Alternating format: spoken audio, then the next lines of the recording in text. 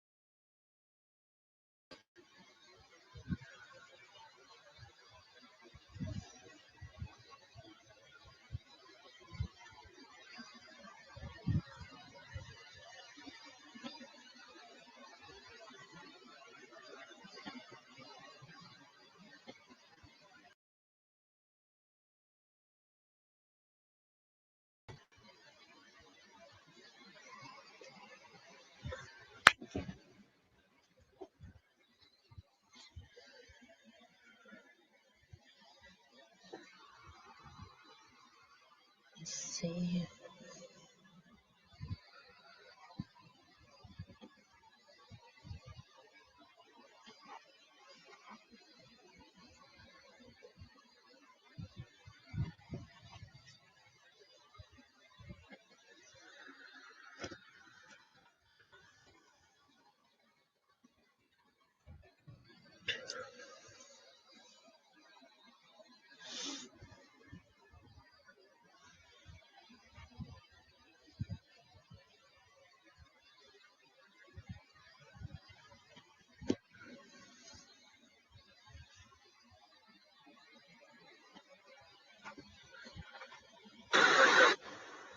She had a phone in her hand with keys and everything. She wanted another key, the rings, the phone. And I was like on the keys because I didn't want to go anywhere. And my big fear is I don't have my phone. I don't have a phone. So she goes off without me. But all right, I'm on my own. So I was saying, let's just go for a walk. And she was trying to get the keys for me. So just go straight back up. And that's what she did. And I didn't get, I don't want to push you. I didn't get completely physical. I was just trying to keep her away and not get hit. And then I got really loud and I just like cleared his attention where I was going. Yeah, go, get away. Excuse me. Okay, so you said you pushed her to create some distance. What happened after that? What got distracted? Okay, Google.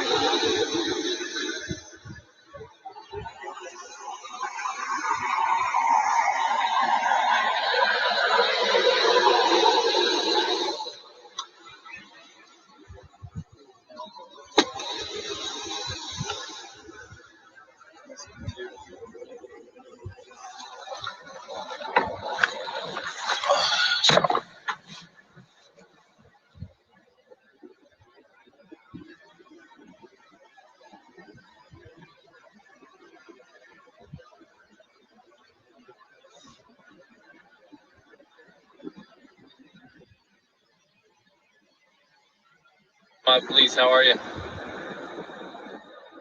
Hey, we got this van stopped, and we've separated the male and the female, and we got both of their stories.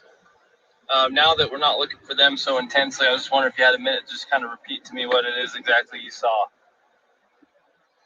No problem, sir. Yeah, so I was talking to my friend off the street in the Forest Service building, and I just noticed that the couple was sort of arguing a bit, and I wasn't staring at them, but it did catch my attention. And what I noticed is it seemed like they were sort of squabbling over a phone. I want to say that he was trying to grab her phone, and I'm not sure exactly why. And then it seems like he had sort of blocked the one side of the van and sort of wasn't letting her in. And then the male was stepping into the driver's seat, and she was trying to get into the van. I think he said something about why you being so mean, something like that. And I remember he sort of kicked him a few times, and it wasn't like blood in the face. It was just kind of like two kids kind of fighting. They reminded me of very mature, I don't know, children sort of fighting. But there seemed like something was off, and it seemed like a weird vibe. And eventually, it seemed like she crawled into the driver's seat, sort of like got into the vehicle over his lap, sort of forced her way in, I guess. And then they were in the car and they just drove away. So I wasn't sure what the nature of the argument was or what. It just seemed like there was some sort of disagreement and some sort of like shutting. I don't know why she would have entered through the driver's door. I thought that was strange.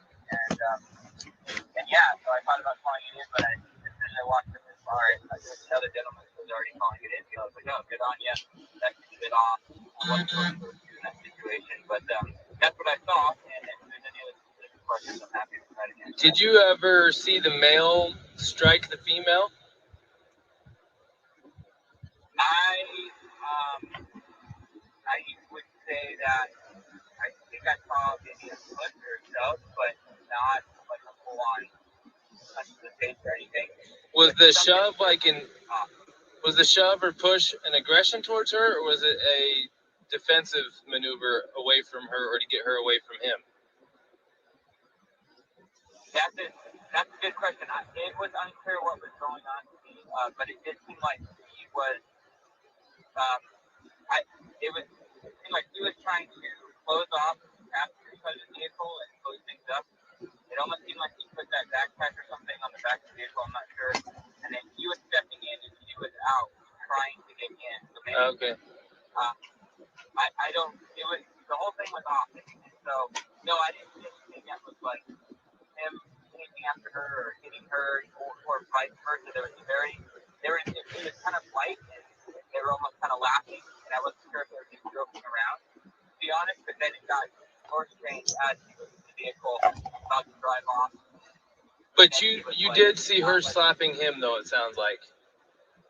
Yeah, it was like, my memory is he was in the driver's seat and she has the driver's door open and she's like kind of hitting him either in the arm or maybe on the face, maybe with an open hand, like, hey, let me in, don't be a jerk, something like that. Okay. Well, your story is really, really helpful because you're an independent witness, and we've just interviewed both of them. And what you're saying is making everything make a lot of sense. So I really appreciate that I ran into you and that I was able to get your number and talk to you. So thank you very much.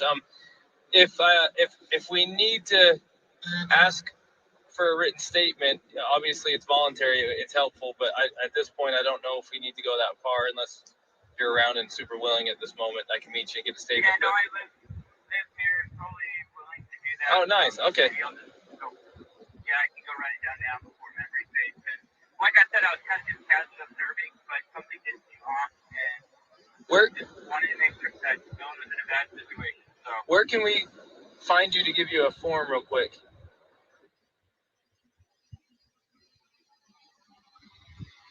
In about 10, 15 minutes. Okay, cool. All right, Thank you.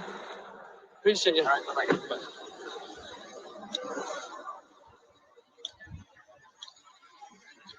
Hey, Robin.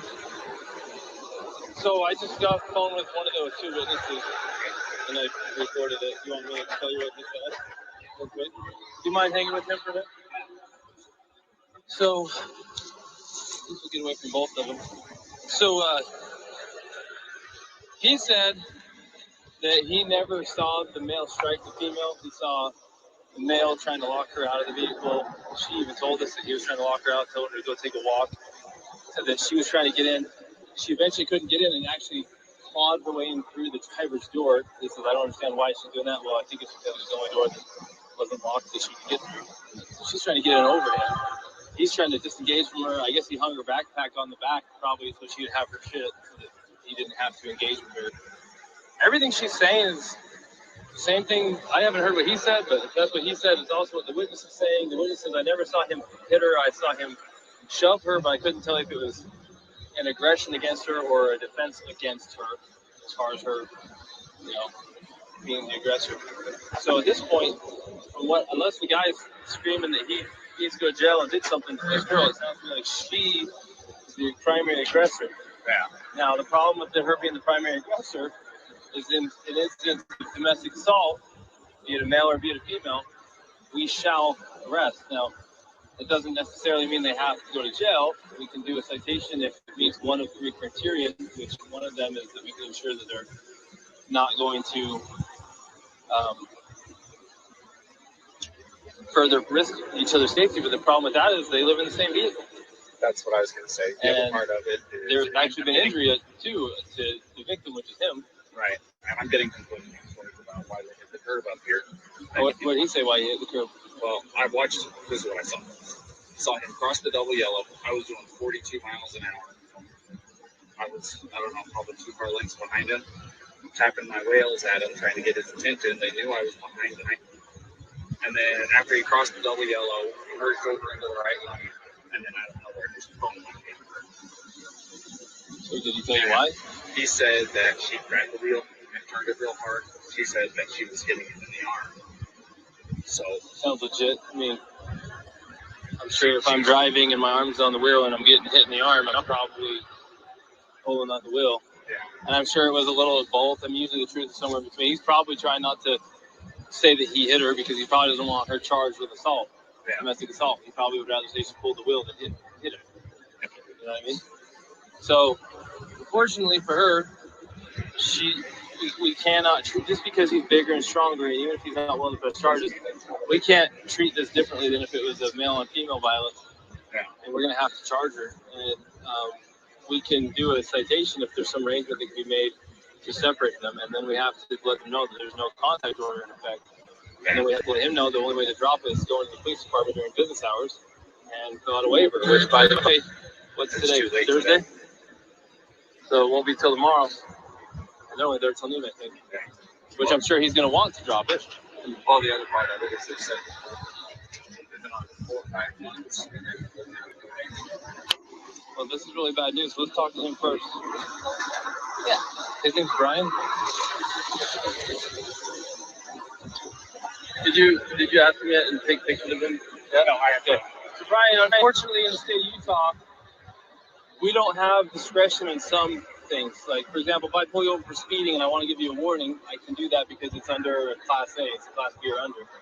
If I want to give you warnings for all kinds of stuff, I can. But there's a few things I can't. Like, when I say I, the police, I'm not in charge of this. One of the things that the state legislature doesn't give us discretion on is charges when it comes to a domestic assault. And it sounds like you guys are living together, so you meet the statute for domestic partners, and you do have injury, and both an independent witness, probably the next one we're going to talk to as well, which we haven't talked to yet, but the one we did talk to, and your own companion have made it clear that she was the primary aggressor, and that she was striking you and that you received injuries. You haven't admitted to striking her. She has not admitted to you striking her. The witness did not see you strike her. So at this point, you're the victim of a domestic assault. That even if you didn't want to pursue this, we don't have a choice. The best thing we could do to not, the law says we have to charge her. It doesn't say we have to put her in jail. Okay, but it also says we have to separate, do a no contact order, and that we have to put her in jail if we cannot separate. And there's a little problem here. Is you guys live out of Florida, living in the van together. How are we supposed to separate you guys? Now, I don't want to take this small 20. What is she? Yes, a 22-year-old female in jail. That you could definitely defend yourself against, but at the same time, we can't say because you're a male and she's a female, we can't treat this different than if you were the male hitting her. We got to treat it the same. Yeah, no. So she's kind of in a tough spot. So unless you have an idea about how she can not go to jail and be separated, do you have friends in town? Somewhere she can stay? Tomorrow, if you want to, it's up to you. You can go to jail? You can't because we don't have a charge for you. Now tomorrow, if you wanted to get with her again tomorrow, take your radio. If you want to be with her again tomorrow, because after 5, so our office is closed, you can go to the police department and fill out a waiver to drop the no contact order so you guys can still be together. But she's going to have a court date online in a week or two. She's going to have to show up for her court date online and answer. The prosecutor might drop it. They might say, for example, if you're not willing to pursue it, if that's your decision. Anyway, I was going to say, it definitely is. I'm not going to pursue anything. She's my fiance. I love her. It's just a little squabble. I'm sorry that I had to get so public. So I just want to get like the checklist of things I got to do to get rid of it. Since if you want her back, well, she'll get a paper with a court date. Okay? How do I get rid of it? Well, the court date has to be attended in order for them to decide whether they need to continue or drop it. The first is just an initial appearance to say, are you who we think you are? Yes. Do you understand the charge that's been brought against you? Yes or no? Yes or no, the answer. Do you have an attorney? Yes or no? Do you need one? And then from there, she can ask to speak to the prosecutor. The prosecutor might be contacting you and say, hey, man, I know she's 110 pounds soaking wet and you're a big, strong guy. And we understand you're not even wanting to pursue this, but the cops have to follow the statute. We're in the interest of you, if justice for you, the victim, what do you think? And they can decide to still prosecute, or they can decide to drop it, or they can decide to give her a plea and make it kind of go away and she behaves from now on. But that still does not eliminate the first court appearance that she has to attend, which thankfully for you guys is going to be online. So if you're out of town, so here's the thing: if you're out of town and she doesn't come into our court appearance online, they can suspend her driver's license, they can issue a warrant for her. So she needs to play ball. And yeah. Does that make sense? Yeah. And remember, me and her are a team. I'm sorry about all this. I apologize again. But so she's got her online court date. Just acknowledge that she's her, and then she's got the one for the. Well, there's automatically right now there's something called a no contact order in place. Yeah. From this point forward until tomorrow, if you wish to drop it, you have to go into the 217 East Center Street, Moab City Police Department, and you have to ask them. They'll give it to you. You want to fill out a waiver that you're requesting a waiving of the contact order, the no contact order. The no contact order means she cannot come into contact with you, she cannot talk to you, she cannot text you, she cannot go onto any premises that you're occupying, she cannot go to your vehicle. And until you drop that or until court date, if you don't drop it, it stays in effect until midnight on the day of court. And then that gives you time to get a protective order, a long-term one if you feel like you need one. But it sounds like you don't even want this one. So tomorrow, they open at 8, you can go to the police department, you can fill out the waiver, they can remove it, then you can say, hey babe, where you at? Let me pick you up. And you can pick her up. Now, we're hoping not to put her in jail, but if she doesn't have somewhere to go tonight to be separate from you, then where are we supposed to can't talk to her now because it's separation. There's no contact order. So tell me this: do you guys have enough money for like a hotel room or anything like that? What we could do is we'd cite her for this, and then I'd give her a ride over to whatever hotel you guys decide. You can pick her up there tomorrow if you want to know what. On your way, go pick her up. Stop over there at their PD, sign the paperwork that they're requesting, and then you can go pick her up quite literally within minutes. Unless you know someone else in town that's a friend that she can stay with. Yeah. You know, unfortunately, not. I don't, and I guess that. Yeah, sure hate to. I don't want her to go to jail. But if she goes to jail, it's like that goes down somewhere instead of her going to a hotel, right? If you get a citation, It kind of depends. So if she goes to jail, they're gonna book her. And they'll take her fingerprints. It's gonna go on her criminal history, and then if they don't convict her, then it will just show that it was dismissed. It'll show up in her criminal history, but the charge was dismissed. If she is found guilty, it'll show up that it was guilty of domestic assault. But the charge itself will show up on her criminal history until she gets it expunged. Now, even if we give her a ticket, we're still gonna take a fingerprint, and it's still gonna show up. Either way, it's still gonna show up. There's no way around a Class A.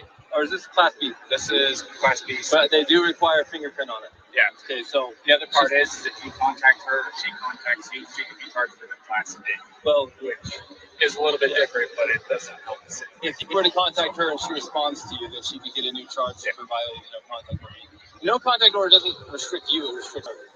So if you go talk to her and we find out you're not in trouble, she'll be in trouble.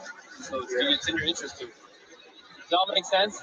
No, I'm getting it. It's a lot, really quick. No, I'm getting it. I'm just trying to figure out a way to do it. You don't know anyone in town? You guys been here how long? No, I don't know anyone in town. If she went, I don't think CK will take her where she's the aggressor. It is a women's shelter. I'm curious. You can find out. Say she doesn't have where to go. You can get the citation. Say she drove off she could drive off in the car. We could give you a ride somewhere. So I got my backpack. Sucks for you. I got my backpack. You can spend a night. You want to drive me to Delicate Art? Does she have a good driver's license? She's not against me. You trust her with your vehicle, and yeah, she could have it. Well, then you'd kind of be homeless for the night around And town. I mean, I can't talk to her at all. Well, and I've got to do the thing, so I can't go camping. we can tell her what it is that she needs to do to get through all this, and then let her know what your plan is. Here's the problem, though. If we take you up to Delicate Arch, you're going to be hooping it from Delicate Arch all the way down to Moab Center Street, so that you can fill out that paperwork. Because if you're not there by tomorrow, you're going to be looking at Monday morning. It's early out Fridays over the office. Yeah. You'd be looking at Monday morning before you could actually see her again. And again, we're not trying to make your life hard. This is written in statute. There's nothing we can do about it. It's designed to protect victims of domestic assault. Not everybody's the same. This is different than normal, but we have to treat everything the same. And that's just how it is. Do you think they can't afford a hotel? No? Very little money we have, for sure. Hotels are expensive here. No. You want me to? I'll call CK then. Just see if CK will take her for the night. I'll see if they'll take either one of them, because then we can figure it out. This is the women's shelter. Actually, CK will take him as a victim of domestic assault. CK will take you, and they will help you tomorrow. And you're like a block and a half away from the PD. Let's see if CK will take him, because they actually they didn't take a guy, but they got a hotel for a guy last time. Yeah, I'll do that. CK might get you a hotel. Now, what she does, I'm happy sleeping outside in a sleeping bag. no, So, like, I don't need a hotel. I think I'm just saying. I think CK will get you a hotel. If you want her to have the van, we don't care. It's up to you. But there's nothing we can do about the rest. I don't know. I'm just trying to think. I'm gonna get my. I'm gonna make it really bad. You sweating to death yet? I think we're good. You good?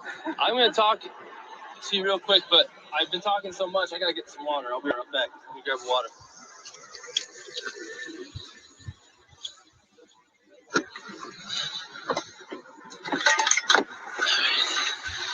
Now this is the water. It's cold water.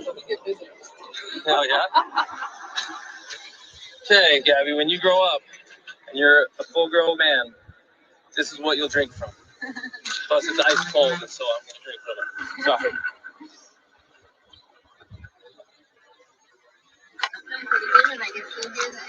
You'll probably never be a full-grown man.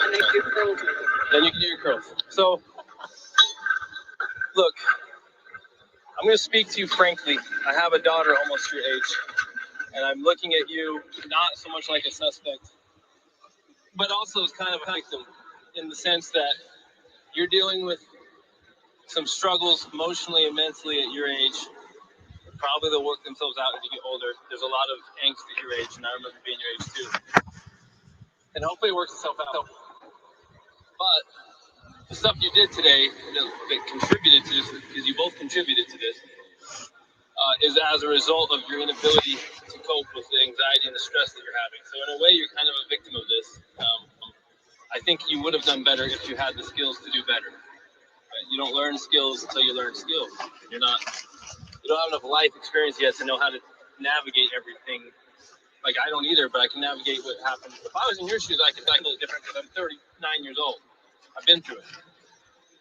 But I've got a lot of life lessons to learn still because I'm like my dad and my grandpa, they know stuff I don't know, right? They can do stuff I don't know. So in a way, I'm just letting you know that we sympathize with you. But based on what you've said and based on what our witnesses said, and even based on what your fiance has mentioned, trying his very hardest not to have